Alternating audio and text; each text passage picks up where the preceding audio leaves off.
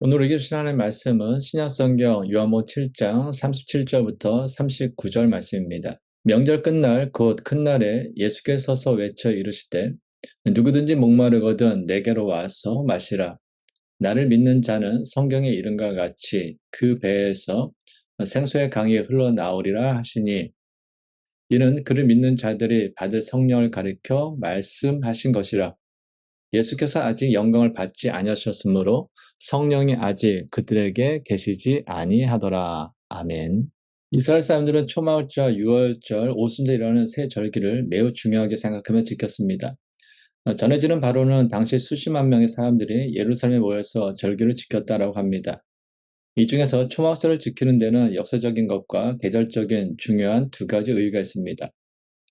첫 번째 역사적인 의의로는 조상들의 광야 생활을 기억하자라는 것입니다. 조상들이 이집트에서 해방되어 광야에서 생활할 때 천막을 치고 살았는데, 그것을 기념하기 위하여 12살 이상의 모든 이스라엘 사람들은 예루살렘에 모여 천막을 짓고 일주일 동안 생활하였습니다. 집이나 여관에 들어서 안 되며 모두가 천막이나 또는 오두막을 짓고 그 속에서 지냈습니다. 이집트에서 해방된 이스라엘 사람들의 40년 광야 생활은 매우 힘든 생활이었습니다. 그러나 그 기간은 만나를 먹여주시고 반석을 쳐서 물을 주시며 또한 매출하기까지 주시는 하나님의 은혜를 계속해서 경험하는 또한 은혜의 시간이었습니다. 그래서 초막절에는 하나님께서 40년 광야 생활 동안 베푸신 그 은혜를 되새기며 후손들에게 들려주고 또 들려주며 영원히 잊지 않자는데 그 목적이 있는 것입니다. 이처럼 과거에 하나님께서 베푸신 은혜를 기억하는 것은 참으로 중요합니다. 왜냐하면 사람들은 좋은 일이나 나쁜 일이나 너무 쉽게 잊어버리는 경향이 있기 때문입니다. 그로 인해서 인생길을 걷는 중에 힘든 일을 만나면 쉽게 좌절하고 또 넘어지고 하나님을 원망하며 불신앙적인 모습을 보입니다. 그러나 지나온 세월 동안 하나님께 베풀으신 그 은혜를 기억하면 아무리 힘든 일을 만난다 할지라도 그것을 이겨낼 수 있습니다. 또한 힘을 가질 수 있고 소망을 가질 수 있습니다. 그래서 자녀들에게 가장 좋은 신앙 교육 중에 하나는 내가 하나님으로 받은 그 은혜를 함께 나누는 것입니다. 두 번째로 초막절을 지키는 의의는 계절적인 것으로 추수감사절의 의의가 있습니다.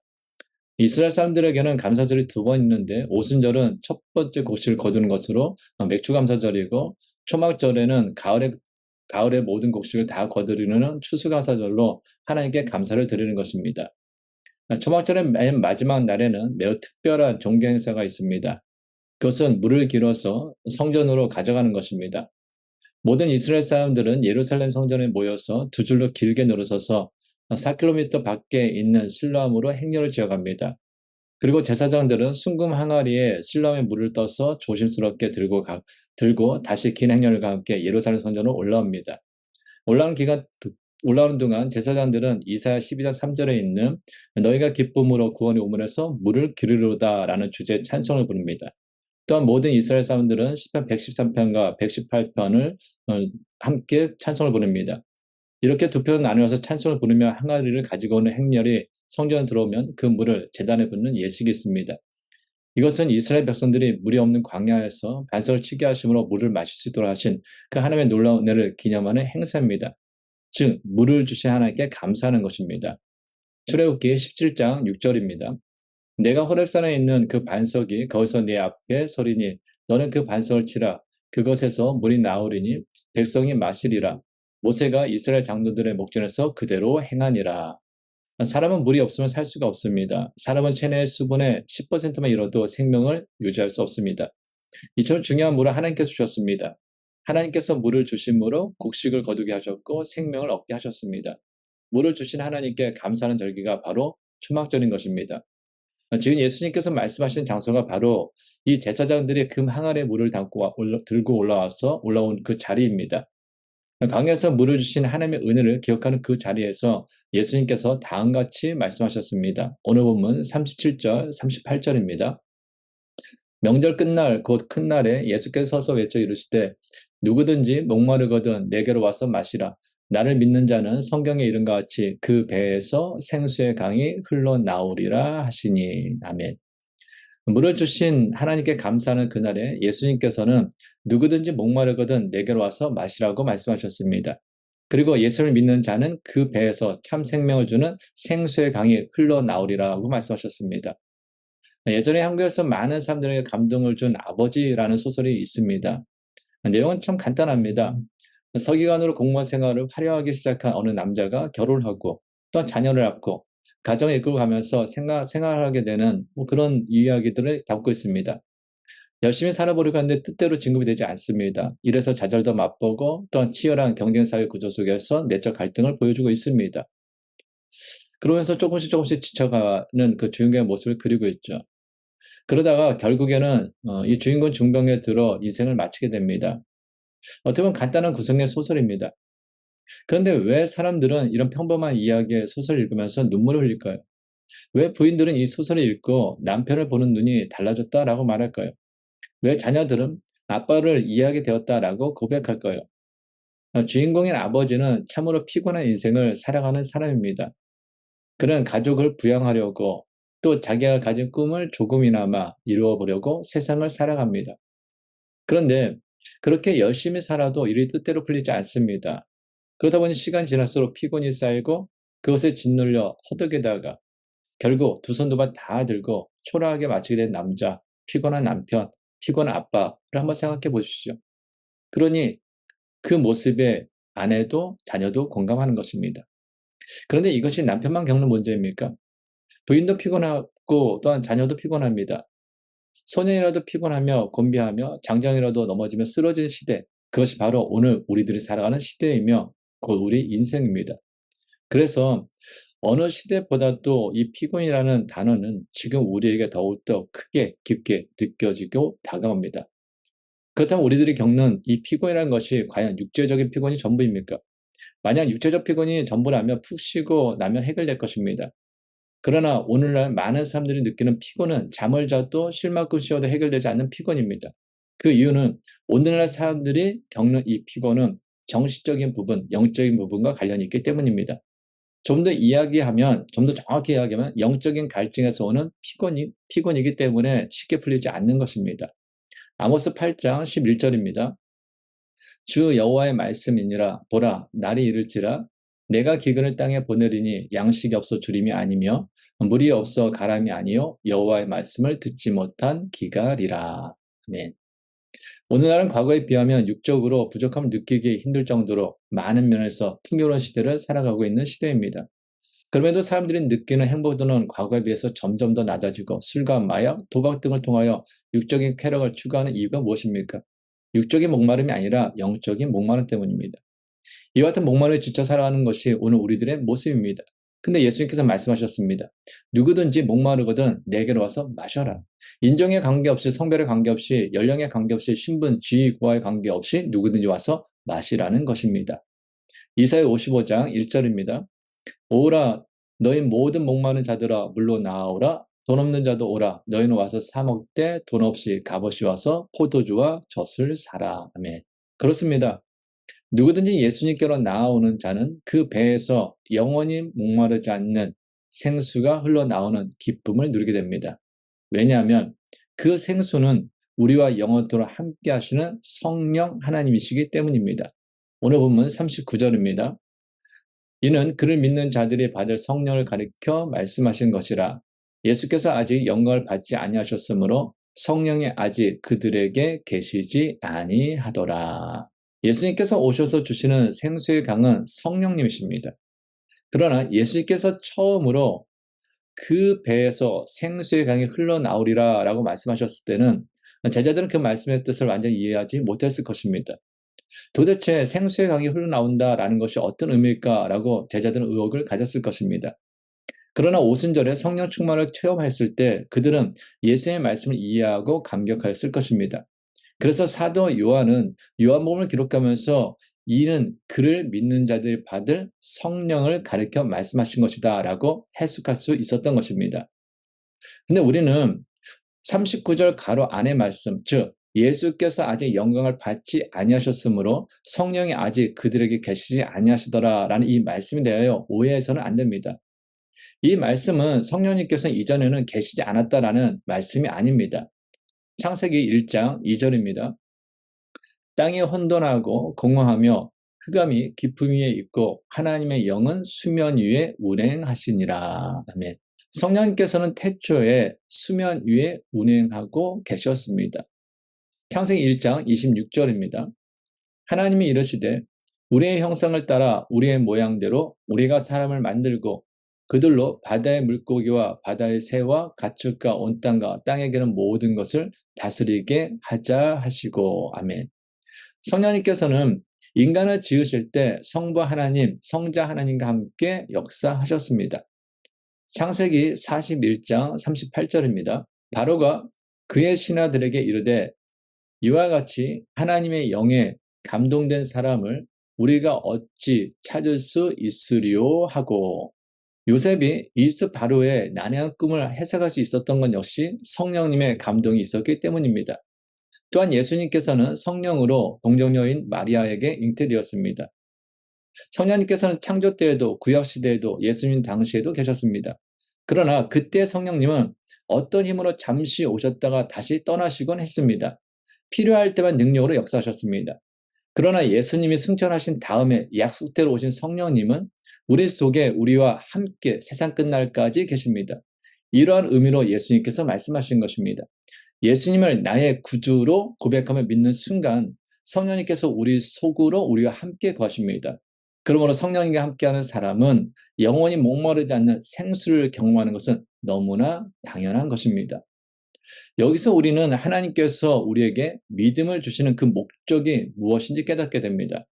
하나님께서 우리에게 믿음을 선물로 주신 첫 번째 목적은 우리의 죄를 대속해 십자가에 죽으시고 우리의 영생을 위하여 부활하신 그 예수 그리스도를 믿음으로 우리 역시 죄에서 구원받아 하나님의 자녀로서 영원한 생명을 얻기를 원하셨기 때문입니다. 믿음을 주신 두 번째 목적은 예수님을 믿음으로 우리 안에 거하시는 성령님으로 인해 우리가 영원히 목마르지 않는 생수의 강을 경험하며 풍성한 생명을 누리며 살아가기를 원하셨기 때문입니다. 그래서 예수님께서는 당신이 이 땅에 오신 이유에 대하여 다음같이 말씀하셨습니다. 요한복음 10장 10절입니다. 도둑이 오는 것은 도둑질하고 죽이고 멸망시키려는 것뿐이요 내가 온 것은 양으로 생명을 얻게 하고 더 풍성히 얻게 하려는 것이라. 아멘. 믿음은 예수님을 만나는 것입니다. 믿음은 예수님을 만나서 풍성한 생명을 얻는 것입니다. 믿음은 예수님이 주시는 생수의 강으로 흘러나게 하는 것입니다. 바로 이것이 믿음의 목적입니다. 그래서 예수님과 만난 사람들은 성령님으로 인해 영원히 목마르지 않는 생수의 강을 체험합니다. 예수님이 계신 곳에는 생수의 강이 흐릅니다. 신약 성경은 이것을 증거하기 위하여 쓰여졌습니다. 그 대표적인 예가 바로 예수님께서 이 땅에 오셔서 첫 번째로 행하신 가나 혼인잔치의 표적입니다. 물을 변화시켜 포도주를 공급하신 그 표적입니다. 요한복음 2장 11절입니다. 예수께서 이 첫 표적을 갈릴리 가나에서 행하여 그의 영광을 나타내심에 제자들이 그를 믿으니라. 아멘. 가나 혼인잔치에서 물을 변화시켜 포도주를 공급하신 표적은 하나님의 아들 예수님의 영광을 나타내신 사건이며 제자들은 이 표적을 통하여 예수님의 영광을 보고 예수님을 믿었습니다. 또한 예수님께서 처음 행하신 표적이 혼인잔치였었다라는 것도 참으로 시사하는 바가 큽니다. 하나님은 이 세상을 혼인잔치와 같이 즐거움과 기쁨, 사랑과 감격이 넘치는 곳으로 만들기를 원하셨습니다. 하나님이 이 세상을 창조하셨을 때 창세기 기자는 보시기에 심히 좋았더라고 기록하고 있습니다. 하나님은 자기가 보기에 참으로 좋은 세상, 잔치자리와 같이 기쁨과 감격과 사랑이 넘치는 세상이 하나님이 지으신 세상입니다. 하나님께서는 인간을 창조하시고 에덴 동산을 선물로 주셨습니다. 하나님이 최초로 인간에게 주신 선물은 낙원 에덴입니다. 에덴은 기쁨과 사랑, 만족과 감사, 평화와 즐거움으로 가득한 파라다이스입니다. 하나님께서 인간을 향하신 최초의 뜻은 파라다이스입니다. 에덴의 낙원이 하나님의 계획이셨습니다. 비록 그 낙원이 인간의 타락으로 빼앗겼지만 예수님이 이 세상에 오신 목적 역시 그 낙원을 회복시키려는 것입니다. 가나의 혼인잔치는 기쁨으로 시작되었지만 잔치가 끝날 시간이 끝나기도 전에 잔치가 끝나야 하는 비교의 혼인잔치가 되었습니다. 이 당시 혼인잔치집에서 가장 필수적인 것은 포도주입니다. 근데 그 포도주가 부족했기 때문입니다. 부족함이 있는 곳에는 불평이 쌓이고 불만이 늘어나고 원망과 책임전가와 싸움이 일어납니다. 잔치는 넘침을 상징하지만 부족함은 불만을 상징합니다. 그러므로 혼인잔치집에 포도주가 부족했다라는 것은 이제 더 이상 잔치가 될 수 없다라는 의미입니다. 이제 더 이상 감격과 축복의 자리가 아니라는 것입니다. 기쁨으로 시작되었지만 슬픔으로 끝나고, 축복으로 시작되었지만 저주가 가득하고, 사랑으로 시작되었지만 원망과 시비로 끝나는 것이 바로 가나 혼인잔치가 처한 비극입니다. 그런데 이것이 바로 우리가 사는 세상을 상징합니다. 우리는 무엇이든지 기쁨과 감격과 축하로 시작하지만 얼마 못 지나서 고민과 불만과 저주가 가득한 세상을 경험하며 살아가고 있습니다. 많은 사람들의 축복 속에서 결혼한 부부들 살펴보십시오. 세월이 지나면서 축복보다는 원망과 무관심과 시비가 커져가고 있습니다. 축하의 메시지와 함께 시작된 사업들을 살펴보십시오. 끊임없는 원망과 시비의 소용들 가운데서 근심하고 있을 것입니다. 인간관계도 이와 동일합니다. 기쁨과 신뢰로 시작했는데 시간이 지나면서 아픔과 상처, 불신과 근심으로 서로를 괴롭게 합니다. 멋지게 시작됐으나 고통으로 끝나가는 것이 인생의 험한 길, 그 길을 경험하지 않은 사람은 없을 것입니다. 그런데 예수님이 바로 그 자리에 오셨습니다. 예수님께서 불평과 불만, 원망과 시비로 가득한 그곳에 계셨습니다. 예수님은 그곳에서 이전보다 더 좋은 포도주를 만들어 공급하셨습니다. 이전보다 더 큰 기쁨과 만족을 거기에 가져오신 것입니다. 요한복음 2장 9절 10절입니다. 연회장은 물로 된 포도주를 맛보고도 어디서 났는지 알지 못하되 물도는 하인들은 알더라. 연회장이 신랑을 불러 말하되 사람마다 먼저 좋은 포도주를 내고 취한 후에는 낮은 것을 내거늘 그대는 지금까지 좋은 포도주를 두었도다 하니라. 연회장은 나중에 더 좋은 포도주를 맛보고 놀랐습니다. 일반적인 상식으로 도무지 상상할 수 없는 일이 일어났기 때문입니다. 이처럼 우리 예수님은 더 좋은 포도주를 공급해 주시는 분입니다. 예수님은 우리의 상식을 깨어버리고 상상하지도 않았던 놀라운 일을 행하시는 분이십니다. 부족함이 있는 곳에 오셔서 이전보다 더 좋은 포도주를 공급해 주시면서 감격과 기쁨과 사랑과 화해를 회복시켜 주시는 분이십니다. 그래서 예수님이 오신 이후부터는 부족함 때문에 고통과 저주가 온다라고 말할 수 없게 되었습니다. 예수님이 거기 오시면 부족함이 변하여 충만이 되고 근심이 변하여 기쁨과 감격이 되기 때문입니다. 이처럼 믿음은 예수님을 통하여 잃어버렸던 기쁨을 다시 회복하는 것입니다. 믿음은 예수님을 만남으로써 풍성한 생명을 얻는 것입니다. 믿음은 예수님이 주시는 생수의 강으로 흘러 넘치는 것입니다. 이것이 바로 하나님께서 우리에게 믿음을 주신 목적입니다. 한 가지만 더 살펴보고 마치도록 하겠습니다. 하나님께서 우리에게 믿음을 주신 목적은 예수님을 믿음으로 우리 안에 거하시는 성령으로 인해 영원히 목마르지 않는 생수의 강을 경험하며 풍성한 생명을 누리며 살아가기를 원하셨기 때문입니다. 그렇다면 이 땅에 오신 성령님, 그 성령님을 어떻게 받을 수 있을까요? 어떻게 그 성령님 안에 거하는 삶을 살아갈 수 있을까요? 성경에는 사람들에게 성령님이 임하셨던 사건에 대하여 다음에 몇 가지로 증거하고 있습니다. 먼저 사람들이 기도할 때 성령님께서 임하셨습니다. 예수님께서 하늘로 올라가신 후 제자들은 마가 다락방에 함께 모여 힘써 기도했습니다. 바로 그 기도 현장에 성령님께서 임하셨고 그 순간부터 그들은 배에서 생수의 강이 흘러나오는 것을 그들은 경험하며 살아갈 수 있었습니다. 그래서 예수님께서는 성령님과 관련하여 기도의 중요성을 다음같이 증거하셨습니다. 누가복음 11장 11절부터 13절입니다. 너희 중에 아버지 된 자로서 누가 아들이 생선을 달라 하는데 생선 대신에 뱀을 주며 알을 달라 하는데 전갈을 주겠느냐? 너희가 악할지라도 좋은 것을 자식에게 줄 줄 알거든. 하물며 너희 하늘 아버지께서 구하는 자에게 성령을 주시지 않겠느냐 하시니라. 아멘. 두 번째로 사람들이 회개할 때 성령님께서 임하셨습니다. 기도하는 중에 성령님을 받은 제자들은 나아가서 예수님을 증거하기 시작했습니다. 사도행전 2장 36절입니다. 그런즉 이스라엘 온 집은 확실히 알지니 너희가 십자가에 못 박은 이 예수를 하나님이 주와 그리스도가 되게 하셨느니라 하니라. 아멘. 이 설교를 들은 자들은 양심의 가치를 받았습니다. 이유가 무엇입니까? 그들 대부분은 예수님을 십자가에 못 박아 죽이는데 동조했던 사람들이기 때문입니다. 그래서 베드로의 설교를 들은 사람들은 근심하면서 앞으로 어떻게 해야 하는지 베드로에게 물었습니다. 이에 대하여 베드로가 다음같이 대답하였습니다. 사도행전 2장 38절입니다. 베드로가 이르되 너희가 회개하여 각각 예수 그리스도의 이름으로 세례를 받고 죄 사함을 받으라. 그리하면 성령의 선물을 받으리니. 아멘. 그들은 베드로의 말을 따라 회개하여 세례를 받았고 그와 동시에 성령님께서 그 회개 현장에 임하셨습니다. 회개를 뜻하는 헬라어 메타노에오는 길을 바꾸라, 가던 길에서 돌아서라 라는 뜻입니다. 자신이 가는 길이 잘못되었음을 깨닫고 그 길에서 돌아서는 그 삶을 사는 사람들에게 성령님께서 임하셨습니다. 세 번째로 사람들이 말씀을 들을 때 성령님이 임하셨습니다. 로마의 고넬료가 베드로를 자기 집으로 초청하여 말씀을 들었습니다. 자기 혼자만이 아니라 집안 식구들 다 모아놓고 함께 말씀을 들었습니다. 사도행전 10장 44절입니다. 베드로가 이 말을 할 때에 성령이 말씀 듣는 모든 사람에게 내려오시니. 이 구절에 나오는 듣다라는 동사 아쿠오는 그냥 스쳐 듣는 것이 아니라 귀를 기울여 경청하여 마음에 담는 것을 의미하는 단어입니다. 그리고 한 걸음 더 나아가 반드시 행동으로 실천하는 들음을 의미합니다. 그러니까 고넬료와 그의 집안 식구들은 그저 한번 들어나 보자라는 마음으로 말씀을 듣던 사람들이 아니었습니다. 그들은 온 마음을 집중하여 하나님의 말씀을 경청하고 마음에 담았습니다. 하나님의 말씀을 들음으로 그들은 자신들이 무엇을 모르고 있었는지 또한 어떻게 살아야 할 것인지를 알고 행하기 위해 귀를 기울여 경청하였던 것입니다.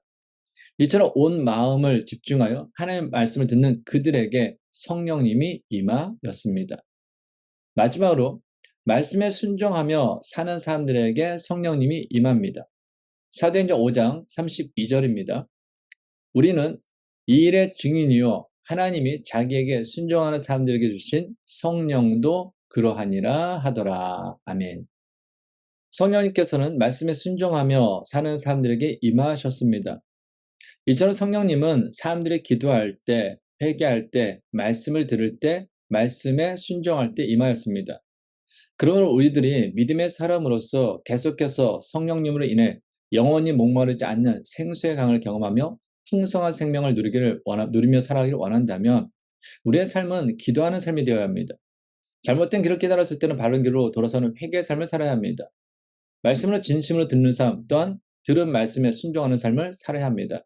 그때 우리는 우리 함께 계시는 그 성령님 인해서 영원히 목마르지 않는 그 인생, 주님 안에서 믿음의 사람으로서 참으로 풍성한 인생, 예수 그리스도를 닮아가는 그 제자로서 또한 거룩한 하나님의 자녀로서 세상과 구별된 삶을 살아가는 바른 믿음의 삶을 살아가게 될 것입니다. 하나님 아버지, 하나님께서는 우리가 우리의 죄를 대속하여 십자가에 죽으시고 우리의 영생을 위하여 부활하신 예수 그리스도를 믿음으로 죄에서 구원받아 하나님의 자녀로서 영원한 생명을 얻으며 우리 안에 거하시는 성령으로 인해 영원히 목마르지 않는 생수의 강을 경험하며 풍성한 생명을 누리며 살아가기를 원하셨기 때문에 우리에게 믿음을 선물로 주셨습니다. 그러므로 부족함을 바라보며 불만과 불평, 원망과 고통, 슬픔과 상처로 가득한 삶을 살지 말고 부족함이 변하여 충만이 되고 근심이 변하여 기쁨과 감격이 되게 하시는 주님을 바라보며 믿음의 사람으로서 기쁨과 감사, 소망 가운데 오늘을 살아가게 하옵소서.